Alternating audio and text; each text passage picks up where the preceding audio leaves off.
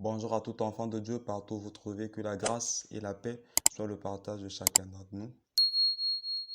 À ce jour, nous avons un sujet sur lequel nous allons ensemble le développer, intitulé Que signifie le repentir? Que signifie surtout le repentir de Dieu? Dieu se trompe-t-il pour se repentir? D'après même le texte de Jérémie 26 au verset 3.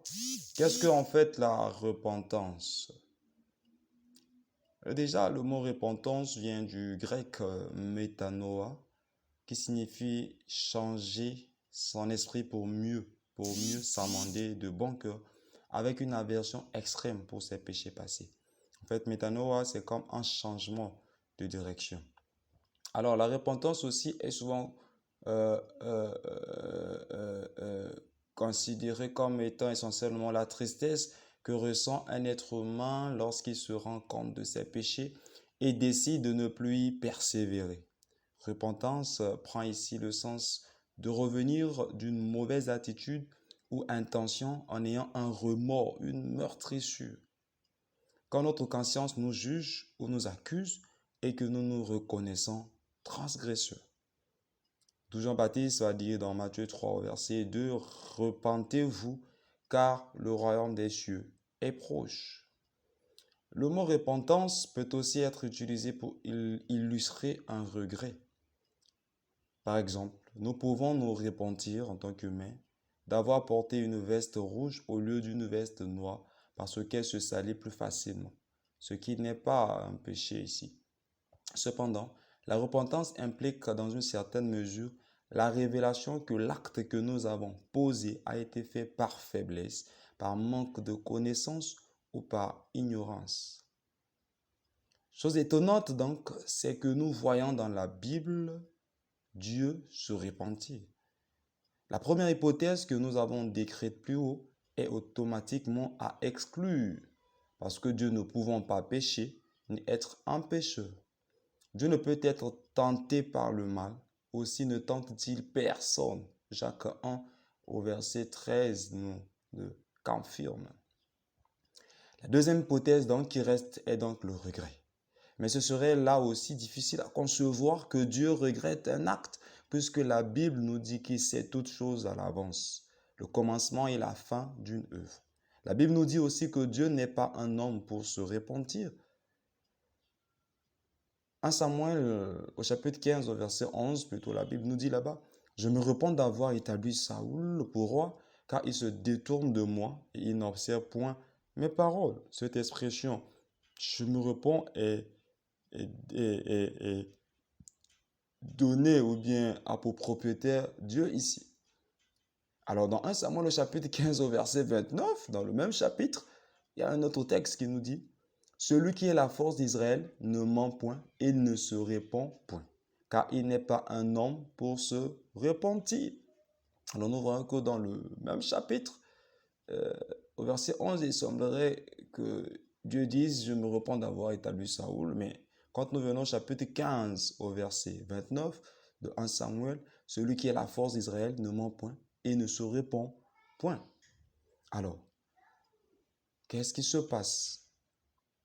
Lorsqu'il a utilisé le verbe repentir pour considérer un acte de Dieu, la Bible utilise en hébreu, c'est vrai qu'en français c'est toujours repentir, mais en hébreu c'est l'expression nakam, dont l'ensemble des définitions signifie manifestement une déception qui appelle à une sentence, à un jugement, une sentence divine ou une clémence ou miséricorde de Dieu. Donc, l'expression nakam, traduit en français par repentir, a attrait à une sentence, c'est-à-dire un jugement divin ou au contraire une miséricorde venant de Dieu.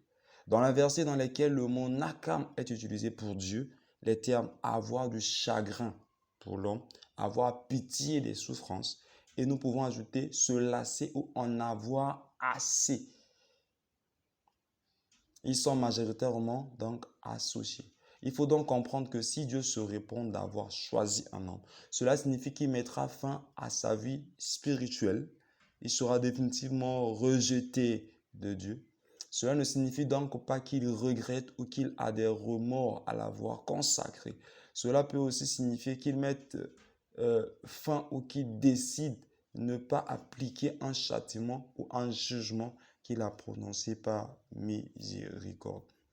Dans les deux cas, cela n'arrive que dans des situations extrêmes, soit une véritable repentance, soit pour une véritable rébellion. Donc, nous allons mieux voir donc, cette expression quand elle est collée à Dieu, c'est donc l'expression en hébreu nakam, qui renvoie généralement à une véritable... c'est-à-dire que soit l'homme est véritablement rebellé à Dieu, ou l'homme s'est véritablement repenti, et la décision de Dieu qui est prise comme un châtiment ou un jugement, ou la miséricorde de Dieu, est donc traduit en français par repentance.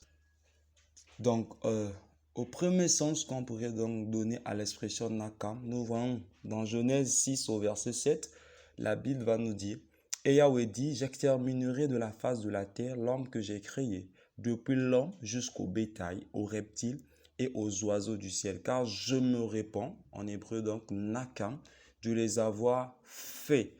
Ici, le premier sens, c'est donc ça, c'est-à-dire qu'il y a une fin de miséricorde. C'est donc le jugement, le châtiment de Dieu. Et au sens de faire miséricorde, avoir pitié. Par exemple, dans 1 Chronique au chapitre 21 au verset 15, Dieu envoya un ange à Jérusalem pour la détruire.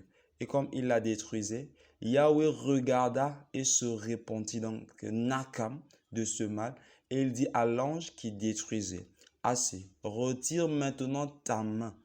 L'ange de Yahweh se tenait près de l'air d'Ornan, le Jébusien. Et donc ça, c'est au sens de la repentance lorsqu'il est collé à Dieu, donc avoir pitié, faire miséricorde.